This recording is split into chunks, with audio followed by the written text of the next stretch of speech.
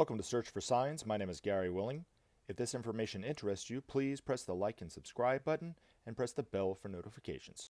Well, good morning, good afternoon, good evening, good late night, whatever it happens to be. I hope you're having a great day wherever you are.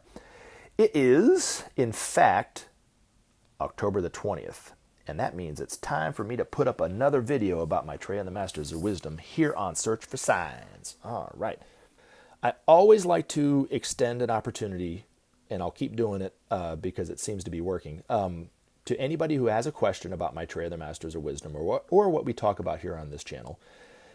You can post your question as a comment. You can also email me at searchforsigns@mail.com. Now, there are times when people will comment and just post a comment, and a lot of times, most of the time, I leave it up, and it's for us to read or whatever like this. Other times, people will post a comment, and I think it can add to the discussion, and we'll talk about it a little bit. So you can do it that way as well if you want to just contribute to the conversation, because it really is an inquiry.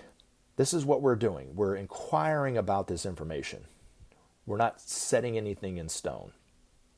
So hopefully that helps. Now, in the last video, I talked more about the work and activity of the extraterrestrial space brothers from other planets than I have in recent videos. And a lot of times when I talk about it, because it's more of a mainstream idea than the Masters, it does seem to generate more conversation. So this video was no exception. All right, so the first comment that I want to talk about, it says, I find what Dr. Stephen Greer is doing to be very fascinating. And so do I. There's times that I've watched his videos and stuff like this, and I do recommend anybody that's interested in UFOs, the work of the UFOs, to really check out his videos on YouTube or Google him and go to a website or something like that. So they're quite fascinating stuff, so thank you for sharing that. The other thing, too, same person commented, you would be really interested in the Australian Westall UFO incident from the 60s involving a whole school, teachers, and government officials. There's some great videos with interviews on YouTube. This was a mass sighting that seemingly disappeared from the records. So thank you for that. I didn't have time to watch that before I put this video up, but I am definitely going to check it out today. All right, and I do recommend this person who comments when she recommends watching a video. It's always very, very, very, very fascinating stuff. So on whatever she talks about or whatever she's commenting on. So I trust that it's probably a really good video. So thank you very much for sharing that. Alrighty.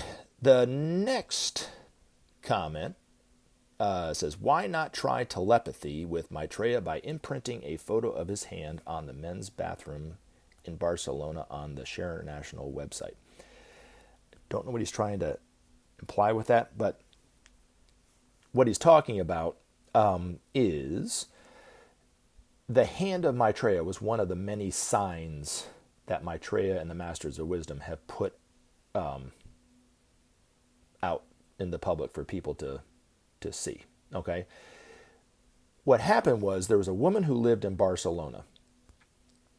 She perhaps knew a little bit about this information, but wasn't really that involved with it, but her son was.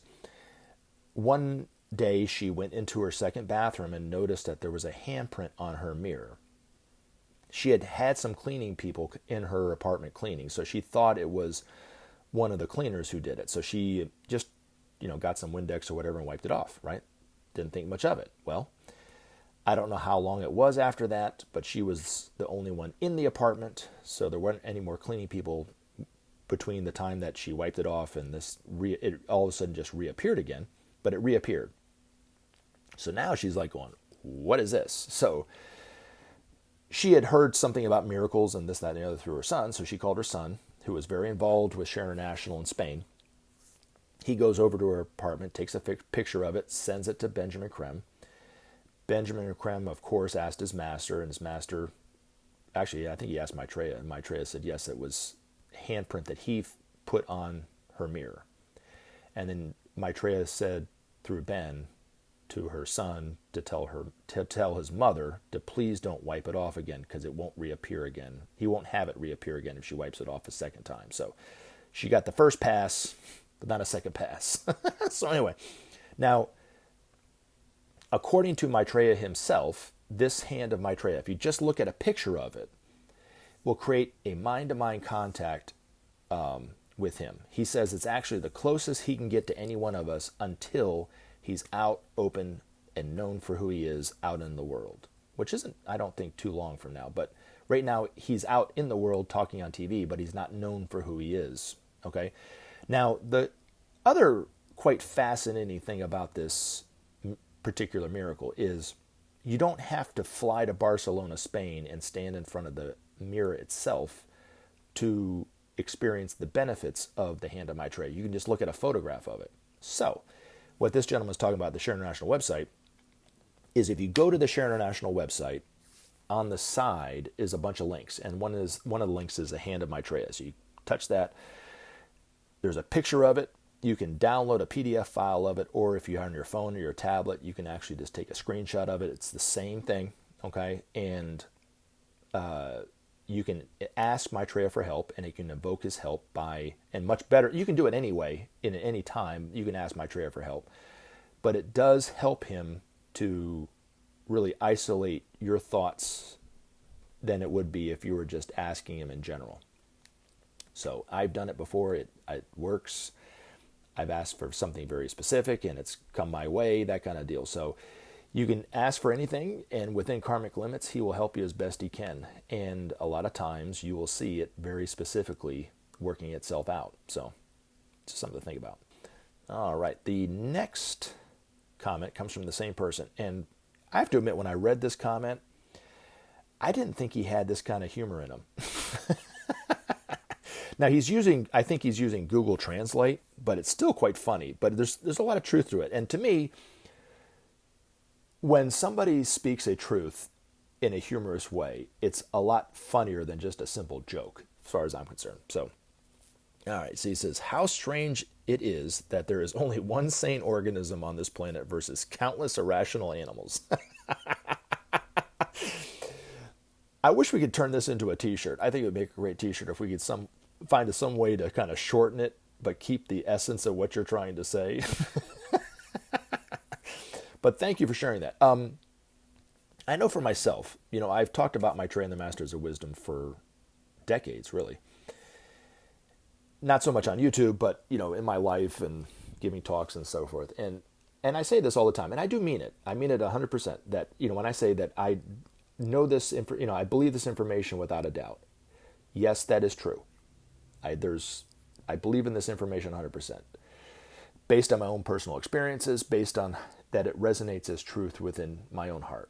And I'm willing to go out there and seemingly appear crazy to the people in my life and total strangers on YouTube, Now, of course, there are times when I have to step back and look and go, am I nuts? So I get what he's saying, and there was one time, for instance, let me give an example. Back in February, I was working on the side of my house, and I was standing on a 6-foot ladder, and I was up on the top step. I wasn't standing literally on top of the ladder, but I was on the very, very top step, and I was working on my house, and something happened. I don't know what happened, but all of a sudden the ladder started tilting back and forth, and it was so fast I couldn't even grab something to stop it. And next thing you know, I'm falling right toward a very, very hard concrete driveway. And I always say this because it's true, but my first initial thought was to cuss, of course. So I'm like, mother beep, and better beep, beep, beep, beep, as I'm falling. And as I'm falling at a speed that if I had hit the concrete, something bad was going to happen. Because I was really falling on my side. I wasn't even falling, like I jumped off and I would land on my feet. I mean, I was literally falling off the thing on my side. And I got about halfway down, and the only thing, after I cussed, right, the only thing that I had time to yell out was, Maitreya! And that's it. Once I did, I slowed down. And it was literally like, I don't know if you have any kids or not, but when you have a baby and you try to put the baby to sleep in the crib, and you send it just very gently into the crib, I hit the driveway about as fast as a baby that you're setting into the crib, like a newborn setting into the crib, right? It was about that fast. And so I'm lying on the concrete after this just happened. My ladder hit my car. I'm like lying on the driveway. And I remember thinking to myself, did that just happen? And what just happened, right? I mean, it was weird when all of a sudden I just slowed down in midair and was set very gingerly on this concrete. Now, I didn't have a single bruise. I didn't have a single cut. I had hit my head. Actually, I had landed on my head almost on the concrete. And then I looked at my jeans. My jeans weren't even scuffed up. Nothing. There was no evidence that I'd fallen 6 or 7 feet right onto the concrete. And I lied there for a minute, like I said, thinking I was totally nuts. And then I got up and I was like, huh. And then there's times when I talk about this information, right? And as crazy as the world seems right now, and as divided as the world seems, and it seems like we are pretty much just all fucked, right? And I'm talking about the hope of humanity and that we're all going to get through this and we will eventually, and know peace, because Maitreya says that within the hearts of everyone, without exception, is the longing for unity, the longing for peace, right? And that's what he said. And there's times that I'm reading this information out from, let's say, one of Benjamin Creme's Master's articles, or I'm talking about what Maitreya said about that, right? And I'm going, are they nuts? Have they fallen totally off their tree, or have I fallen out of my tree, right? I mean, I can understand why people look at this going, you are crazy, because it is crazy information. It is information that is totally out of left field for most people. And I get it, right? But like I said, there's times that I think that I'm totally nuts. But then I read a comment that somebody puts up that, and I know these people probably really believe what they're saying. I'm going, okay, am I the only, then I look and go, am I the only sane one here? Am I the only one that doesn't have their head completely up their ass? So I got that side too. And that's my grandfather coming out of me, my dad's dad. He would be totally off the rocker, but yet think everyone else is crazy, right? So yeah, I get it on both sides. And I'm sure you have the same experience in your own lives as well. So, but I wanted to thank you for that. Now, the next question, what do you think about people saying, UFOs and extraterrestrial beings are demons, demonic entities, and fallen angels masquerading as quote-unquote space brothers? When you say they're etheric, it makes me wonder if they're demonic. All right, so first, David, I want to say this. You have commented several times on my channel, and I'm not saying this to flatter you. I'm saying this because this is really, truly what I think about your comments and you personally. I think you're one of the bravest people that I've ever met through this channel. And because you are clearly not, you don't believe this information as much as I do, but yet you question, and the way that you question and you inquire shows a bravery that most people don't have. You don't simply react to information that you consider to be foreign or unfamiliar to you out of fear. You actually take it and look at it objectively. And there's a certain level of courage that it takes for somebody to be able to do that. So, and it's not only about this, but you've commented about different things in the past. And I haven't said that to you, but I've thought about that with you for quite some time. And so if you never come back, I want you to know that that's what my opinion is of you, and my perception, not my opinion, but my perception of who you are is you're a very, very brave person, because most people don't have that kind of courage to look at their own beliefs, look at other people's beliefs and objectively and look at it rationally and consider it for themselves. And that's really, personally, that is what I am striving for the most in this channel, is that type of thinking. I'm not so concerned about convincing people or changing their opinions, but it inspires me very much to see somebody who can take this information that's quite foreign to them or quite confrontational to them, maybe. I'm not saying that is for you, David, but just in general, you know what I mean? And be able to rationally look at it, question it, even take the time to ask a question about it, right? So, kudos, I guess. So anyway, and I do that for myself, and that's what I was just talking about. Sometimes I step back for myself and go, am I nuts? You know what I'm saying? You know, I have to look at it too. I mean, that's my way of looking at it too. I just don't go blindly into something, really, you know. And when I first heard this information, it turned me off totally. Now, I wasn't a hater on it, but I was, you know, it turned me off, and it took me a while. I don't know how, I can't remember how long, but it took me a while before I started looking at it, applying it to my life and seeing how it was changing my life and this, that, and the other. Then I started looking at and hearing what Maitreya was saying. You know, without sharing, there could be no justice. Without justice, there could be no peace. Without peace, there could be no future. And it really resonated with me. And so, and even when it started to resonate with me that could be possible, right? Peace could be possible only through sharing, right? And I started looking at it from his perspective, from that perspective, right?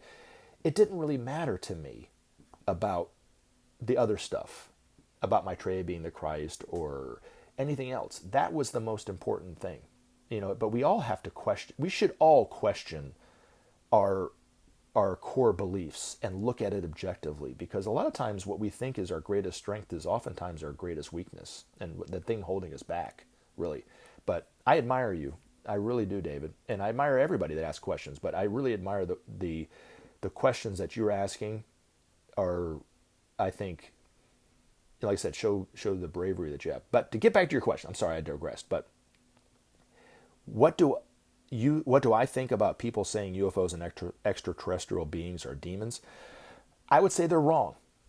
And I would also put in there that people who think that UFOs and extraterrestrials are aliens are incorrect. And those people who think that UFOs and extraterrestrials are here taking us over or trying to take us over are incorrect. People who think that UFOs and extraterrestrials are abducting people or mutilating animals for whatever reason, that's all false. It's all coming from fear. Okay? So over this coming time, one of Maitreya's biggest priorities is to teach humanity how to overcome its fear. Its fear stems from the illusion that we are separate. That's all fear. That's the root cause of it. As Maitreya would say, the crime of separation must be driven from this earth forever, because it's a crime. It's what causes all matters of ills, our health problems, our political ills, our social ills, you know, to allow people to starve on the other side of the planet because we don't see them and we have no quote unquote connection to them in that way. That it's okay. It's all the illusion of being separate. But the two main jobs that I see, and there might be others that they're doing that are just as great, but the two main jobs of our space brothers, one is to help sustain our planet, keep it livable until we stop polluting it, until we listen to the masters of Maitreya and say, okay, yeah, we can't pollute our environment the way that we're polluting it. They're here helping us keep it together. And we don't see the evidence of what they're doing. So, you know, but yet that's one of the things that the masters have said that they're here doing. Now, the other part is they're gently, quietly waking people up to the truth that there's life on other planets, that we're not alone in the universe, because there's no truth to that. That's a total illusion that we are alone, separate in the universe, or there's no life anywhere near us, it's light years away or something like that, is an illusion as well.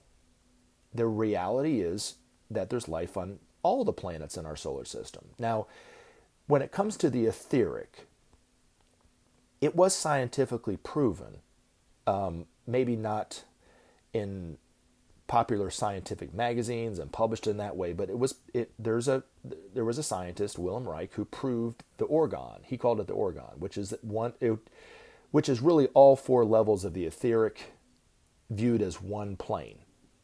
But in reality, it's subdivided into 4 planes. It's the science of 7. The physical universe is made up of 7 planes of existence, or 7 levels of one plane, I guess. Solid, liquid, and gas, and then the 4 levels of the etheric. Now, as of right now, that's unknown to nearly everybody on this planet. But in time, we'll start to see this as a reality. It doesn't mean they're demonic because they are on the etheric, it just means that they're on another level of physicality. Now, according to George Adamski, when he was talking to one of the space sisters, actually, it was quite a beautiful woman from Saturn who I would love to meet one day. I'm just kidding. No, she was saying that from their perspective, being on the etheric, when they come to Earth, it appears as a lifeless desert with nothing but poisonous gas. When they lower their vibration down, that's when they actually start to see people too. So it's a reverse effect for them.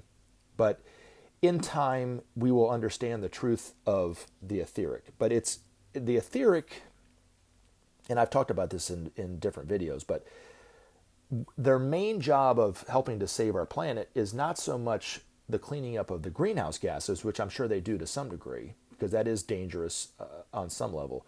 The most harmful pollutant in the on Earth is not the greenhouse gases, but it's nuclear radiation. Now, our scientists measure nuclear radiation up to gas, and that's it. That's all a Geiger counter can measure to. It's not sensitive enough to measure the finer particles of radiation on the etheric levels. So when there's a nuclear power plant somewhere, right? I know there's one in South Carolina. It's the Savannah River plant, for instance. This is just an example, right? Now, our scientists would put a Geiger counter up there, and there's nothing measuring it, registering with it. The needle's not going up or down. And they'd say it's safe. Now, according to the masters, that nuclear radiation on the etheric level is so fine, it goes right past all the lead and all the concrete and goes right out into the atmosphere. And a lot of times, and most of the time, it goes way up into the upper atmosphere. So you don't, even though I'm living in Georgia and the Savannah River plant's probably 150, 200 miles away from where I live, it's harming my health because that radiation is so fine, it goes up. It's captured by clouds, it gets into the rain, it goes right down, it goes into the soil, it goes into the water that I drink and everybody else drinks in Atlanta and so forth, and the food that we eat and the animals that we eat because they're consuming that air. So it really is saturated. Every aspect of our life is in our homes, everything has all this really fine nuclear radiation in it.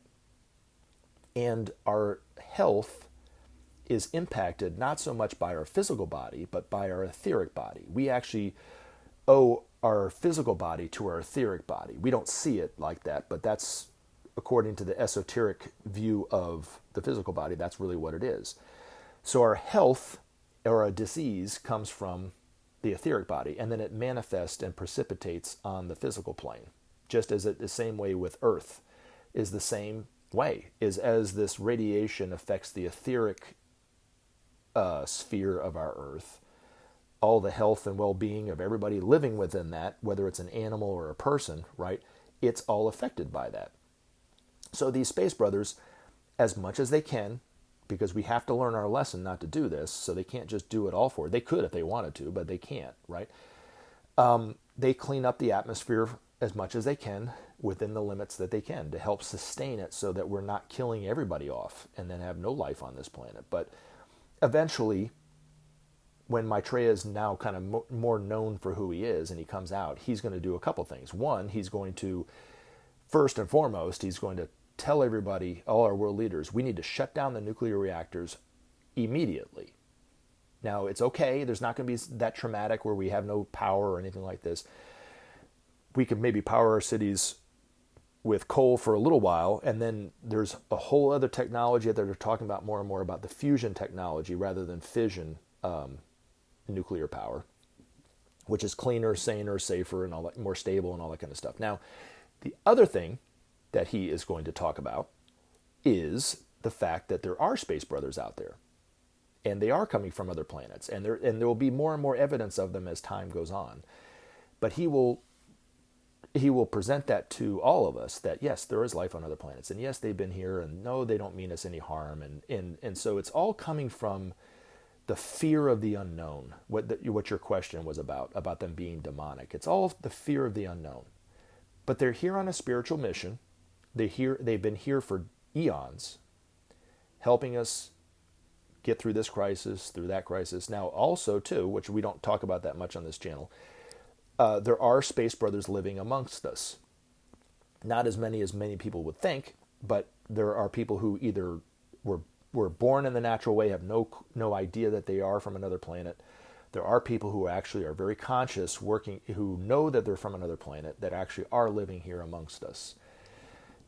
There are some in governments of the world and so forth, but in the same way, they're here on a spiritual mission helping us, and we'll probably never know who these people are, right? But they are out there, And George Adamski and Benjamin Creme both met them physically, in their cities that they lived in.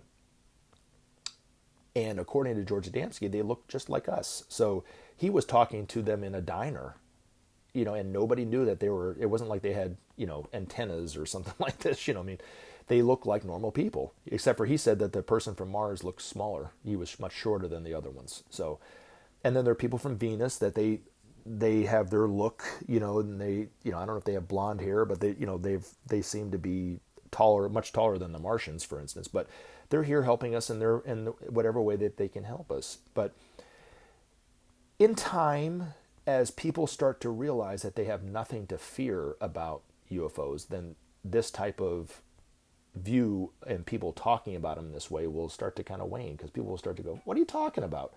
And this is what I've been saying for a long time. As time goes on and the evidence of UFOs continues to progress and continue to be evident for us, right? And yet there's no evidence that they're taking us over, like the War of the Worlds or anything like this. That's just proof that what Benjamin Creme and George Adamski are saying is true.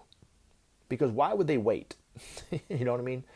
Why are they still assessing our technology? Why are they still trying to find out who and what makes us up from the inside out, from our butt to our, to our mouth, Why would they need to do that?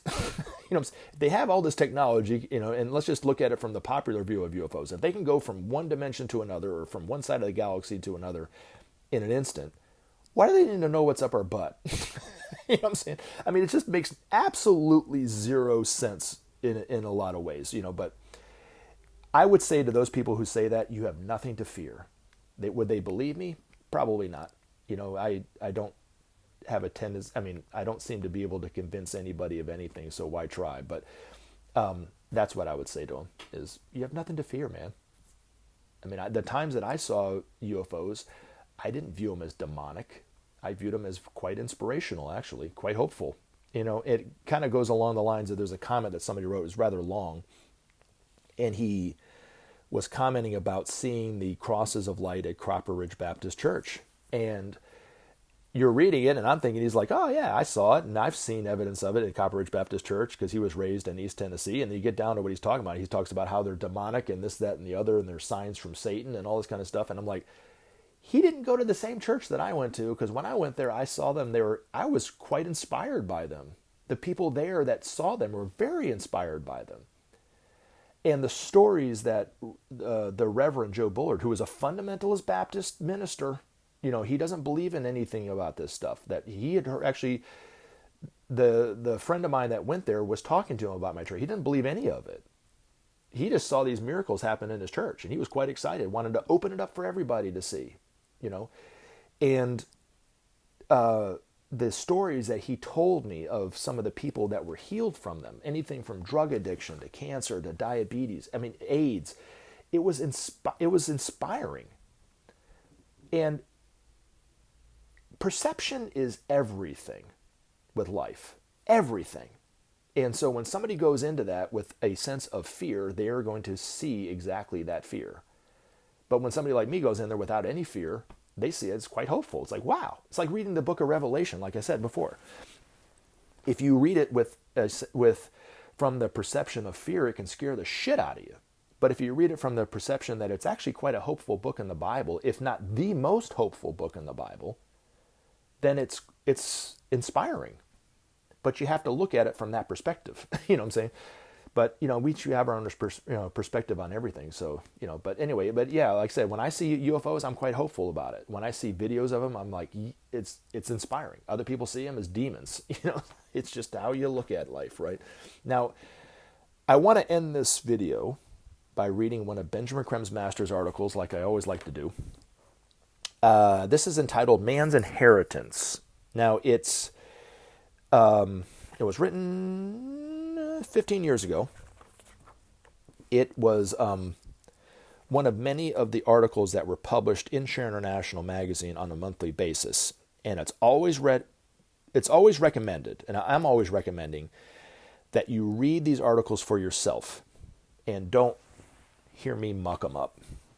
So that way you can kind of internalize the words yourself. And if you don't feel like getting one of Benjamin Creme's Master's articles published in a book, The Master Speaks, go to the Share International website. They have it in there too. All right, so it says, when the dust has settled on the present world situation, a very interesting picture will present itself to the prospective viewer. It will be a picture which in many respects runs contrary to the general understanding and apprehensions of many today. It is true that there are many dangerous tensions and divisions which need insight and care to resolve.